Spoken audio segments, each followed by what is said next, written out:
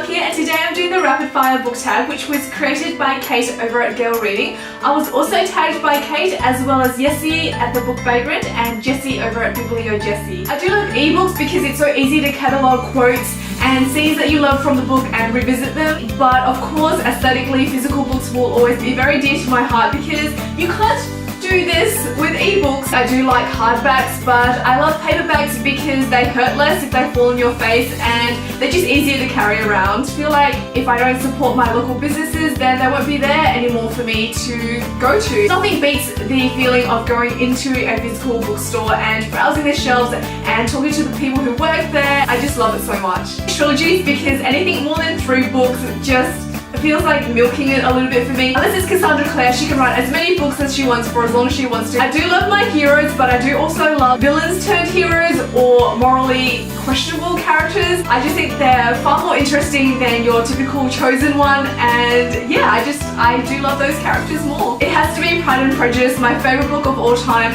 It's not a book that everyone will enjoy, but I do think it's worth reading. Just the humour in it, the messages, the slow burning romance, and it was just one of my first favourite books and one of the first rereads that I ever did, and it will always hold a very, very special place in my heart. I mentioned this duology a lot, so those of you who've been watching my videos for a while won't be surprised that I will say Disruption by Jessica Shervington. It was the first dystopian that really caught my interest in a long, long time because I kind of went off it after the Divergent series. It's by an Australian author, and if you want the synopsis, let me know because I've spoken about it again and again. I don't want to bore everyone else to death, but I just love it and I think everyone should read it. It's a quick read. I love the characters, such a captivating plot with lots and lots of twists and cliffhangers. Copper Princess by Cassandra Clare.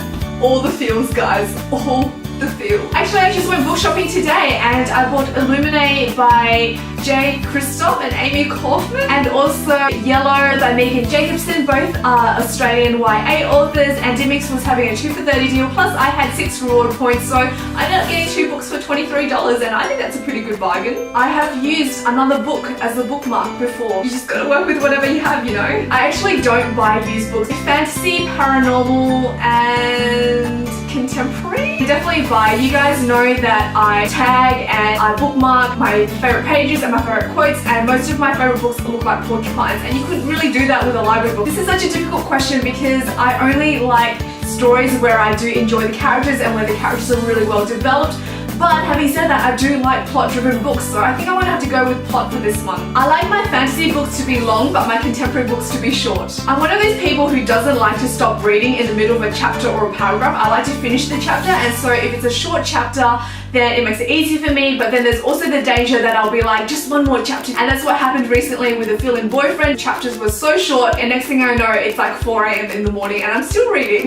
Divergent, Harry Potter and the Goblet of Fire, and Looking for Oscar. Ooh, this is difficult. I think I enjoy books that make me cry a lot more, even though I do enjoy a good laugh, and I've been known to laugh out loud while reading. Most of the books that I adore and that stick with me are ones that have made me cry. For example, Mortal Instruments, The Infernal Devices, The Vauxhall Court. All of my favourite books and series have made me ugly cry at some point. When I read, I want to escape and I want to discover places and people and situations that probably wouldn't happen in real life. I think you can really only find that in fictional worlds. Yes, I love audiobooks. My favourite audiobook of all time would be The Diviners and Lair of Dreams by Libra Brain. Is this even a real question? Of course I judge books by their cover. Most times I will pick up a book off the shelf because I am attracted to what is staring at me on the shelf. It's like it's speaking to me. Most of my favourite book adaptations have been movie adaptations. Even though in TV adaptations you have more time to explore the world and the characters and get into the nitty-gritty of the book, there is also more room for deviation from the storyline. I enjoyed The Maze Runner and The Scorched Trials more than their books.